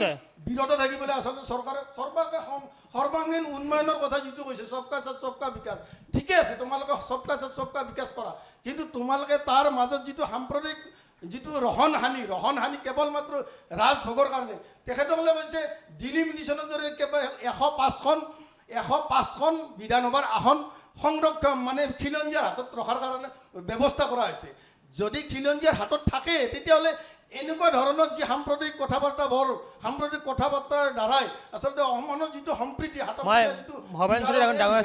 উদ্গনি যোগাই আছে নিশ্চয় মোৰ এটা বাক্য আছে প্ৰাঞ্জলে যিটো প্ৰশ্ন উত্থাপন কৰিছিলে যে অৰুণোদয় বা লাখপতি বাইদেউ বা চৰকাৰী যিবিলাক ফ্ৰী বিচ আঁচনি সেইবিলাক আমি বিৰোধিতা কৰিছোঁ নেকি সেই কথাটো যে কৈছোঁ মই বিৰোধিতা কৰিব নোৱাৰা মানুহ নহয় এটা কথাই আপোনালোকক কৈ থওঁ যে আমি কৈছোঁ যে বিজেপিৰ ফালৰ পৰা যিটো প্ৰতিশ্ৰুতি দিয়ে 1 মিনিট মই কৈ লৈছোঁ মানে বিজেপিৰ ফালৰ পৰা কোৱা হৈছিলে 26 লাখ মানুহৰ কৰ্মসংস্থাপন তেওঁলোকে সৃষ্টি কৰিব বছৰি 2 কোটিকে চাকৰি জেনেৰেট কৰাৰ কথা কৈছিলে আজি পথাৰত পানী যোগান দিব নোৱাৰে আপোনাৰ চিৰিয়াল ফাট মেলিছে আজি কৃষকবিলাকক এতিয়া অৰুণোদয় দি বা যিকোনো সৰু সুৰা আঁচনি দি তেওঁলোকে মন ভুলাব খুজিছে দৰকাৰী কামবিলাক তেওঁলোকে কৰিব খোজা নাই আজি অসমীয়া জাতি ফ্ৰী চাউল খাবলগীয়া জাতি নেকি আজি স্বাধীনতাৰ সময়ত আপোনালোকে জানে সেই কথা বতৰাবিলাক অসম সম্পদশালী ৰাজ্য আছিলে অসমে বেলেগ ৰাজ্যক দিব পৰা আজি আপোনাৰ ব্ৰিটিছে যে ইয়াত যে শাসন কৰি আছিলে কিমান সম্পদ লুটি লৈ গৈছে অসম এনেকুৱা ৰাজ্য নহয় যে কোনোবা চৰকাৰে দি থাকিব অসমীয়া মানুহে খাই থাকিব তেনেকুৱা ভিক্ষাৰী জাতি নাছিলে আজি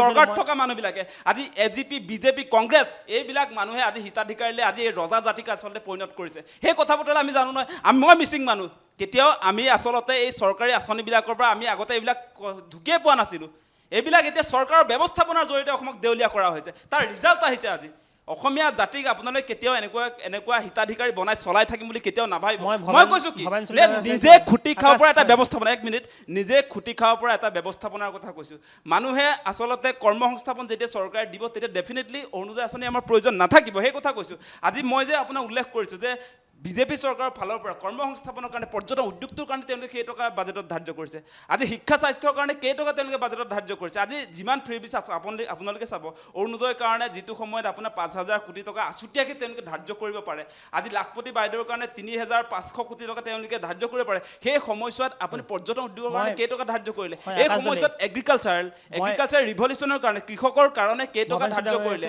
যিটোৰ জৰিয়তে অসমৰ কৃষকে নিজে উৎপাদন কৰিলেহেঁতেন অসম আচলতে আপোনাৰ এই মানুহবিলাক আমাৰ যিবিলাক এতিয়া বিজেপি চৰকাৰ দিনত আপোনালোকে দেখিছে যে গাঁওবিলাকলৈ আপোনালোকে যদি চাই গাঁৱত এতিয়া মানুহ নাপায় এতিয়া চব আপোনাৰ ছাউথ ইণ্ডিয়ান ষ্টেটবিলাকলৈ গুচি গৈছে, কৰ্ম সংস্থাপন নাপায়। অসমত কৰ্ম সংস্থাপন দিয়াৰ মই কথা আছিলে, ভৱানী আজি চুৰিদাঙ্গাৰ চেন্নাই, বেংগলোৰ, কেৰেলা, মহাৰাষ্ট্ৰ আকাশ, তালৈ কিয় গুচি গৈছে? সেই বেছিক কথাবিলাক আপোনালোকে বুজি লওক।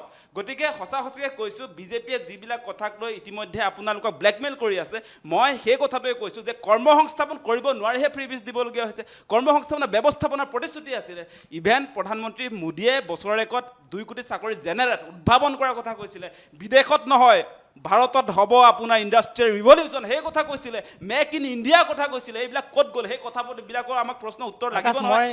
$1 ইকুৱেল টু 1 ৰূপী নোট বুলি কৈছিলে, আজিৰ দিনটোত 87, $1 এগেইনষ্টত 87 টকা দিব লাগে। আজিৰ দিনটোত আপোনালোকে নিশ্চয় জানে, 1 মিনিট 35 টকা পেট্ৰলৰ দাম, পেট্ৰল 35 টকা দিম বুলি মোদীয়ে কৈছিলে, সেই পেট্ৰলৰ দাম আজি 100 টকা হৈ গ'ল। 26 টকা ডিজেল দিম বুলি কৈছিলে, সেই ডিজেলৰ দাম আজিৰ দিনটোত আপোনাৰ 89 টকা হৈ গ'ল। গতিকে সেই কথাবোৰলৈ আমি পাহৰি থকা নাই। আজি যি ধৰণে এফালৰ পৰা আমাৰ মূল ইছ্যুবিলাক ডাইভাৰ্ট কৰিবৰ কাৰণে তেওঁলোকে চেষ্টা কৰিছে, সেই কথা কিন্তু অসমবাসী ৰাইজে তিল তিলকে ভুগি আছে। উচিত সময়ত প্ৰত্যুত্তৰ দিব, তাৰ কাৰণে সাজু থাকক, কেতিয়াও নাভাবিব। আৰু আপোনালোকে যিটো কথা কৈছে যে আপোনাৰ, মোৰ এনেকুৱা কথা ক'ব মন যায়, গাত নাই চাল বাকলি, মদ খাই তিনতে গেলি, ভাৰতৰ জনতাক নিৰাপত্তা দিব পৰা নাই। এতিয়া এই মুহূৰ্তত তেওঁলোকে বিদেশী মানুহৰ নিৰাপত্তা দিম বুলি তেওঁলোকে ইয়াত জহাই ফুৰিছে। নিজৰ ঘৰখন চলাব পাৰে নাই আপোনালোকে? আজি বিজেপিৰ ৰাষ্ট্ৰীয় আকাশ, নেতৃত্ব আৰু অসমৰ ৰাজ্যিক নেতৃত্বক প্ৰশ্ন উত্থাপন কৰিছোঁ, নিজৰ দেশখন আগুৱাই লৈ যাবৰ কাৰণে কি কৰিছে আপোনালোকে? কিমান লাখ লাখ মানুহ আজিৰ দিনটোত ৰাজপথত আপোনাৰ এই গুৱাহাটী দি আপুনি আহিব, খানাপাৰাৰ পৰা মই এতিয়া এই ষ্টুডিঅ'ত পোৱালৈকে কিমান মানুহে হাত পাতিলে মোৰ পৰা, যে গাড়ীখন লৈ আহিছিলোঁ। ৰাস্তাত আপোনাৰ ফ্লাইঅভাৰ তলে তলে এই খোজনীয়া মানুহবিলাকৰ ব্যৱস্থাপনা কৰিলেনে আপোনালোকে? কিমান আছে? ৰেলৱে ষ্টেচনবিলাকত আকাশ, যাওক, মই খণ্ডৰ বাছ ৰাখিছোঁ ষ্টপবিলাকত আপোনাক। যাওক, তাত দেখোন গোটেই আমাৰ খিলঞ্জীয়া মানুহো ভৱানী আছে, তাতে চুৰিদাঙ্গাৰ হাত পাতি আছে। আকাশ, তেওঁলোকৰ ব্যৱস্থাপনা কোনে কৰিব? নিশ্চয়, সেই প্ৰশ্ন উত্তৰ দিয়ক প্ৰথমতে। হয়, চৰিদাঙ্গা যিটো আমি দেখিছোঁ যে আপোনাৰ যথেষ্ট অভিজ্ঞতা আছে। মই ৰাজনীতিৰ কথা বুলি কোৱা নাই। আপুনি যিহেতু সমাজখন দেখিছে, নিৰ্বাচনৰ আগে আগে ফ্ৰী ৰাইজখিনিক লৈ আমি সদায় চৰ্চা চলে। তাৰ বিপৰীতে মানুহৰ যি মৌলিক যিখিনি প্ৰয়োজন আছে সেইখিনি নাপায় বুলি অভিযোগ উত্থাপিত হয়। গতিকে আপুনি যিহেতু যথেষ্ট অভিজ্ঞবস্ত মানুহ, মই ৰাজনীতি বুলিয়ে কোৱা নাই, আপুনি এজন যথেষ্ট আপোনাৰ বয়স হৈছে, আপুনি সমাজখন দেখিছে, আপুনি পৃথিৱীখন দেখিছে। গতিকে আপোনাৰ দৃষ্টিভংগী, আপুনি এই চৰকাৰৰ যিখিনি কাম ফ্ৰী ৰাইজ বা মানে মৌলিক আমাৰ যিখিনি প্ৰয়োজন, এই প্ৰসংগত আপুনি কি কয়? নাই, আমাৰ বিজেপি সহকৰ্মীজনে যিখিনি কথা ক'লে যে তেওঁ মানে দিব লাগিব, এইখিনি দিব নালাগে নেকি প্ৰশ্ন তুলিলে আমাৰ আকাশ দুলে ডাঙৰীয়া, সেইটো কথাটো নহয়।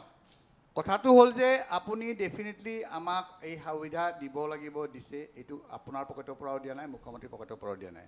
এইটো আমাৰ ৰাজহৰ পৰা দিছে বা ৰাজ্যই লোৱা লোনৰ পৰা দিছে। গতিকে এইটো দিব লাগে বুলি কৈছোঁ। কিন্তু আমাৰ প্ৰশ্নটো হ'ল যে উন্নয়নৰ ক্ষেত্ৰত আমি পঞ্চম 5খনৰ মাজত থাকিম, ছাকচেছফুল আপুনি তলৰ পৰা 3 নম্বৰত আছোঁ। এতিয়া তলৰ পৰা 3 নম্বৰত, নীতি আয়োগৰ মতে আমি তলৰ পৰা 3 নম্বৰত আছোঁ। গতিকে আপোনালোকে তলৰ ফালৰ পৰা ছাকচেছফুল হৈছে। যদি তেনেকেই ভাবে তেতিয়া আমাৰ ক'ব লগা একো নাই। এবাৰ চিন্তা কৰি চাওক, আপুনি চিন্তা কৰি চাওক যে আপুনি অকল চাউলকেইটা দি আপোনাক মানুহক সন্তুষ্ট কৰি ৰাখিব পাৰিবনি আৰু একো নালাগে নেকি? আজিৰ দিনত, আজি স্বাধীনতাৰ 75 বছৰৰ পিছত শিক্ষা স্বাস্থ্যৰ প্ৰতি মন দিলেনে আপোনালোকে? আপোনাৰ চিধাই টানি আনিব কংগ্ৰেছক নালাগে কাৰণেই আপোনালোকক মাতি আনিছিলে। এতিয়া আপোনালোকে যদি আকৌ একে কামেই কৰে কেনেকৈ হ'ব? শিক্ষা স্বাস্থ্য বিনামূলীয়া কৰক। কেলৈ এজন দুখীয়া মানুহে চৰকাৰী হস্পিটেলত গৈ, মেডিকেল কলেজত গৈ আপোনালোকে পইচা ভৰি কাম কৰিব লাগে? কেলৈ এখন বেলেগ আঁচনি উলিয়াব লাগে? ফ্ৰী কৰি দিয়ক চবৰে কাৰণে। কেলৈ ফ্ৰী কৰিব নোৱাৰে? স্বাস্থ্য শিক্ষা ফ্ৰী কৰি দিয়ক, অসমৰ জনগণক উঠি আহিব। কাৰণ আপোনালোকে নকৰে। যদি আমাৰ অসমীয়া জনগণ স্বাস্থ্যৱান হয়, শিক্ষিত, তেতিয়া আপোনালোকক উল্টাই এইবিলাক প্ৰশ্ন কৰিব। সেইকাৰণে আপোনালোকে কৰিব নোখোজে। আপোনালোকে ডেফিনেটলি যিমান দি আছে তাতকৈ বহুত বেছি দিয়ক।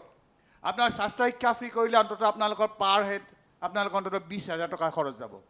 মই হিচাপ কৰি গ'লোঁ অসমৰ ক্ষেত্ৰত। আপোনালোকে 30,000 টকাৰ আপোনালোকে ফ্ৰী বীজ দিবলৈ চেষ্টা কৰক, কিন্তু তাত ইনক্লুড কৰক জনসাধাৰণৰ মৌলিক কথাসমূহ। আপোনালোকে চাউল দিছে, ঠিক আছে, তাৰ লগত আৰু কি দিব লাগিব? পথাৰৰ উন্নত কৰক, খেতি কৰিবৰ কাৰণে আপোনাৰ এনকাৰেজ কৰক। কি কৰিবলৈ তাৰ কাৰণে সেইটো কাম কৰক।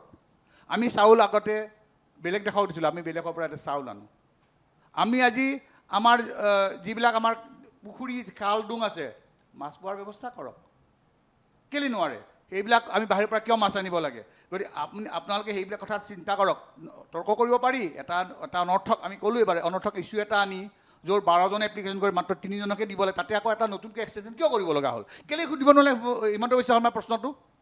কেলৈ সুধিব নহয় সেইদিনাখন? যদি কৰ্ণাড চাংমাই সুধিব পাৰে গৃহমন্ত্ৰী ডাঙৰ অমিত শ্বাহ ডাঙৰ একেলগে হিমন্ত বিশ্ব সুধিব নোৱাৰিলে যে 12জনৰ মাত্ৰ 3জন বাকীনো এইবিলাক কিয় কৰিব লাগিছে মানুহৰ মাজত হুলস্থুল লগাবৰ কাৰণে কেলৈ সুধিব নোৱাৰিলে সেইবিলাক কাম কৰিব নোৱাৰে কাৰণ এইবিলাক কৰি পেলাই আপোনালোকে জনসাধাৰণৰ আৰু বিৰোধী শক্তিসকলক আনফালে মনোনিৱেশ কৰোৱাই আপোনালোকে আপোনাৰ স্বাৰ্থ সিদ্ধি কৰিবৰ কাৰণে এই কামবোৰ হয়, কৰিছে প্ৰাঞ্জল। গতিকে এইটোৱে কথা অন্য আৰু একো কথা নাই গতিকে আপোনালোকে চিধা প্ৰশ্ন উত্তৰ দিয়ক 16 মে কেতিয়া আহিব আৰু শিক্ষা স্বাস্থ্য উন্নতি কৰি আমাৰ অসমখনক কেতিয়া উন্নত ৰাজ্যৰ পাছখনত লৈ যাব এই কথা কওক কেতিয়া আগৰ ৰেফাৰেঞ্চ দিব প্লিজ প্ৰাঞ্জল শেষত চাওক কথাটো এনেকুৱা ধৰণৰ টিভিৰ আগততো মিছা কথা ক'ব পাৰে কিন্তু ভাৰতৰ অসমৰ জনগণে জানে যে সঁচা কথাবোৰ কি আজি চাব আজি আয়ুষ্মান কাৰ্ডৰ জৰিয়তে যে মুখ্যমন্ত্ৰীৰ আয়ুষ্মান কাৰ্ড বা আমাৰ প্ৰধানমন্ত্ৰীৰ আয়ুষ্মান কাৰ্ডৰ জৰিয়তে অসমৰ প্ৰত্যেকখন চৰকাৰী হস্পিটেলত অসমৰ জনতাই বিনামূলীয়া স্বাস্থ্য তাত পাই আছে গতিকে যেতিয়া টিভিত কথাবোৰ তেওঁলোকে ঠিকে শুনে আৰু তেওঁলোকে সেই কথাটোৱে সঁচা বুলি ভাবি গৈ যেতিয়া এখন মেডিকেললৈ যায় তাত যে দেখা পায় তাত সম্পূৰ্ণ স্বাস্থ্যজন বিনামূলীয়া হৈ আছে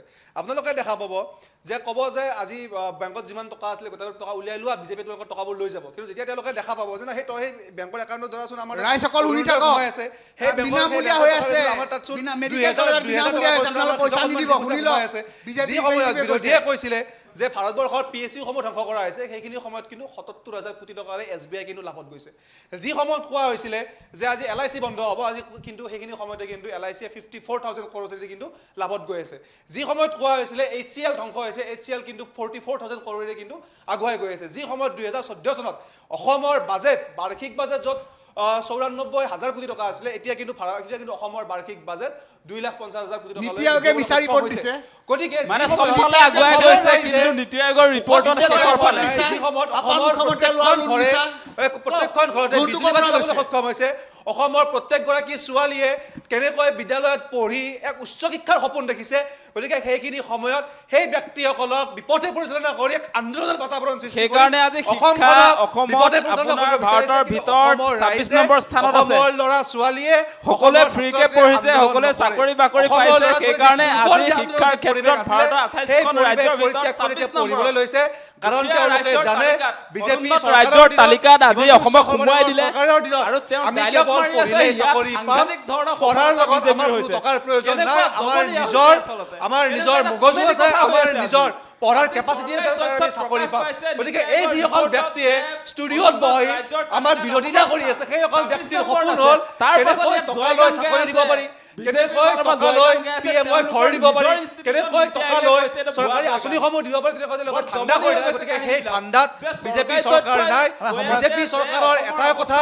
যে বিজেপি চৰকাৰ কেৱল খিলঞ্জীয়াৰ কথা শুনিব অসমৰ খিলঞ্জীয়া ৰাইজ আমাৰ সেনাপতি অসমৰ খিলঞ্জীয়া ৰাইজৰ সেনাপতিত্বত আমি এগৰাকী সেনা হিচাপে আমি এগৰাকী জনতা হিচাপে অসমীয়া ৰাইজৰ খিলঞ্জীয়াৰ পক্ষত থাকি যাম সেই কাম কৰিবলৈ কোনোবা যদি অবৈধ মুছলমান আনি যদি আমাৰ সন্মুখত যদি বাধা দিবলৈ চেষ্টা কৰে সেই বাধা বিজেপি চৰকাৰে নামানে সেই বাধা হিমন্ত বিশ্ব শৰ্মা চৰকাৰে নামানে সেই বাধা উফৰাই অসমত খিলঞ্জীয়াৰ নিচান খিলঞ্জীয়াৰ পতাকা উৰুৱাই হ'ব এয়াই আমাৰ স্পষ্ট আৰু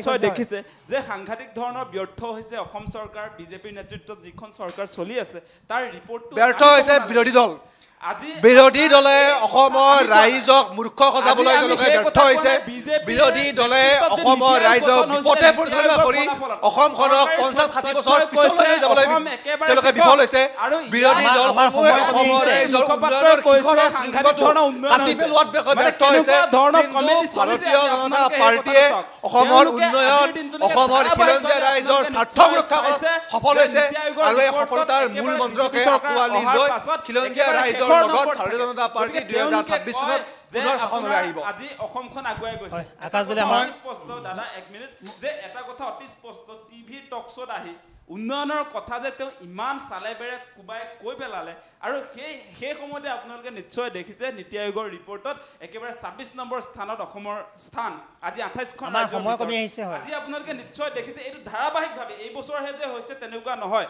বিজেপি চৰকাৰ শাসনলৈ অহাৰ পাছত ধাৰাবাহিকভাৱে 28খন ৰাজ্যৰ ভিতৰত মই ৰিপৰ্ট চাই আহিছো একেবাৰে 25 নম্বৰ 26 নম্বৰ 27 নম্বৰ একদম আপোনাৰ আহিছে আৰু এইটো আমি জাতীয় সংগঠনৰ মানুহে সেই ৰিপৰ্ট তৈয়াৰ কৰা নাই সেই ৰিপৰ্ট তৈয়াৰ কৰিছে আমাৰ সময় কমি আহিছে। নীতি আয়োগ গঠন কৰা অসমৰ 3.5 কোটি জনসাধাৰণৰ আজি 40% মানুহ আমাৰ খিলঞ্জীয়া নহয়।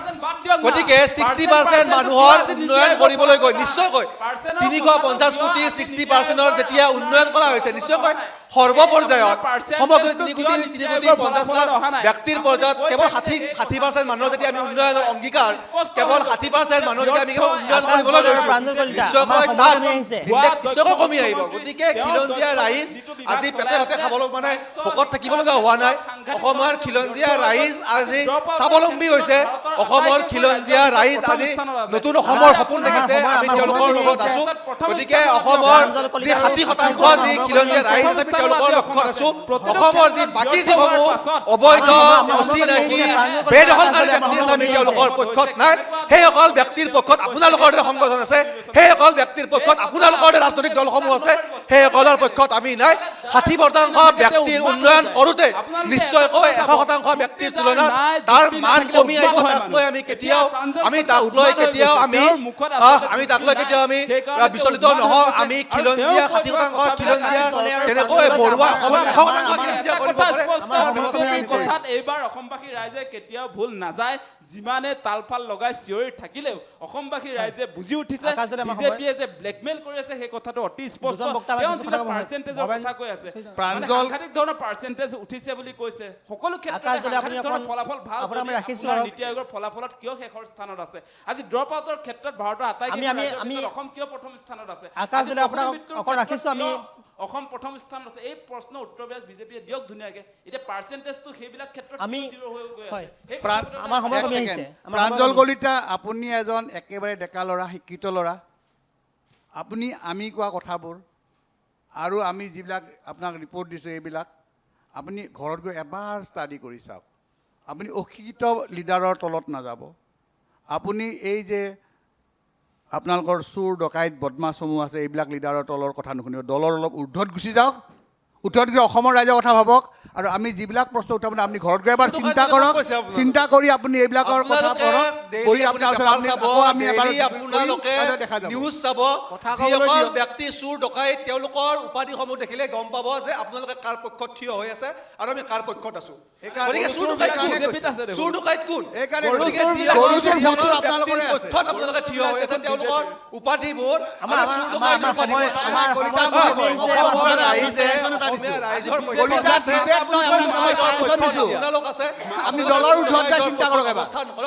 ক'বলগীয়া নাই। মই ৰাজীৱ আহমেদ ডাঙৰীয়া। মই শেষত এটা কথা ক'ব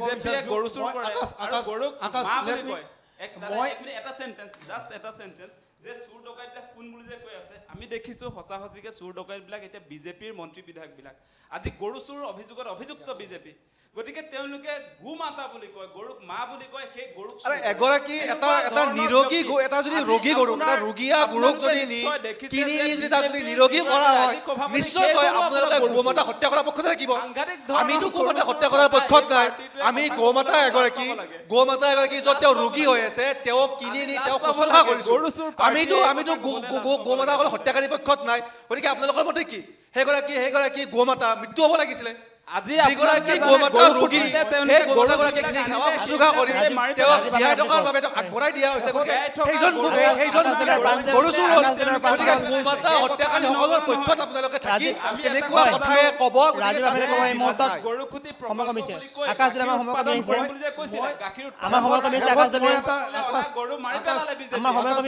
কিমান গৰু মাৰি পেলালে তাৰ হিচাপটো দিয়ক না। মই এটা কথা ক'ব লাগিব যে আচলতে কথাসমূহ আমি যদি খুব বেছি ডাঙৰকৈ ক'লে যে কথাটো সঁচা হ'ব সেইটো কথা নহয়। কেতিয়াবা সৰু কথাটো মানে সত্য হ'ব পাৰে। সত্যটো অজ্ঞাতন হ'বই। এতিয়া আপুনি চাওক মূল সমস্যা অসম কৃষি প্ৰধান ৰাজ্য।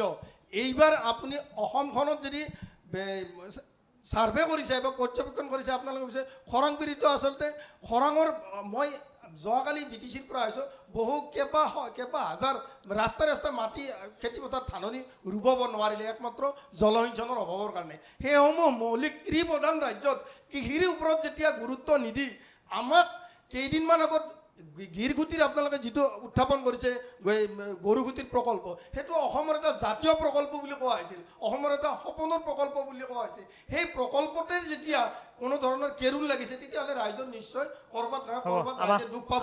এতিয়া মই কথাটো কৈছোঁ যে এইখন চৰকাৰে যিহেতু জাতি মেটিৰ ভেটিৰ কথা কৈছে, যিহেতু কাখন ইমপ্লিমেণ্ট এক্সটেনশ্যন কৰিছে, তাৰ লগে লগে এটা কথা মই অনুৰোধ ৰাখিছোঁ মুখ্যমন্ত্ৰী বা কেন্দ্ৰীয় নেতৃত্বক, অসমৰ নেতৃত্বক, অসমৰ যিটো অসম আন্দোলনৰ ক্ষেত্ৰত যিটো অসম চুক্তিখন হৈছিল, অসম চুক্তিৰ 6 নম্বৰ দফাখন তেখেতসকলে যিটো আখৰে আখৰে পালন কৰা যিটো প্ৰতিশ্ৰুতি আছিল, সেই প্ৰতিশ্ৰুতিটো পালন কৰক। তেতিয়া জাতিৰ কি হয়, তেতিয়া জাতি সদায় বিজেপি পক্ষত থাকিব। গতিকে অসম চুক্তিৰ ৰূপায়ণৰ যিটো মূল আধাৰ, মূল যিটো সপোন, অসমখন আগবঢ়াই নিয়াৰ যিটো একদম পৰিকাঠামো, অসম চুক্তিৰ জৰিয়তে আগবঢ়াই নিবলৈ 6 নম্বৰ দফা কাৰ্যকৰী কৰা, 9 নম্বৰ দফা, এইসমূহ মৌলিক কথাসমূহ আমি পাতিব লাগিব। মৌলিক কথাসমূহৰ পৰা যদি ফালৰি কাটি আপুনি কোন উপাধিৰ পক্ষত আছে, ক'ত আছে, গতিকে উপাধি চোৱাৰ যিটো বিশ্লেষণ, এই বিশ্লেষণৰ পৰা আচলতে বাস্তৱ কথাসমূহত আমি বেছি গুৰুত্ব দিব লাগিব। আমাৰ সময় কমি আহিছে, মই বাস্তৱ আমি অনুষ্ঠান সামৰিব লাগিব, ৰাজীৱ আহমেদকে আমি অনুষ্ঠান সামৰিব লাগিব। যাব নোৱাৰো। গতিকে আমি জাতি মাটিৰ যিটো ভেটিৰ কথা আছিল 6 নম্বৰ দফা নিশ্চয় মই আপোনাক ৰাখিছোঁ, সেইটো আমাৰ সময় কমি আহিছে। ৰাখিছোঁ। আমি আচলতে কাৰ প্ৰসংগ আলোচনা কৰিলোঁ, উচ্ছেদৰ কথা ওলালে, গৰুখুটিৰ কথা ওলালে, বিভিন্ন প্ৰসংগ ওলালে। আশা ৰাখিছোঁ যিখিনি কথা চাৰিগৰাকী বক্তাই ক'লে, এই কথাখিনি হয়তো চৰকাৰৰ ঘৰ বা বিৰোধীসকলেও শুনিব, কাৰণ বিৰোধীসকলে চৰকাৰক প্ৰশ্ন কৰিছে, চৰকাৰে বিৰোধীৰ ওপৰত অভিযোগ আনিছে। সকলোৱে শুনিব বুলি আমি আশা ৰাখিছোঁ আৰু অনুষ্ঠানটো ইমানতে সামৰিছোঁ। চাই থাকিব দা নিউজ প্লাছ। ধন্যবাদ।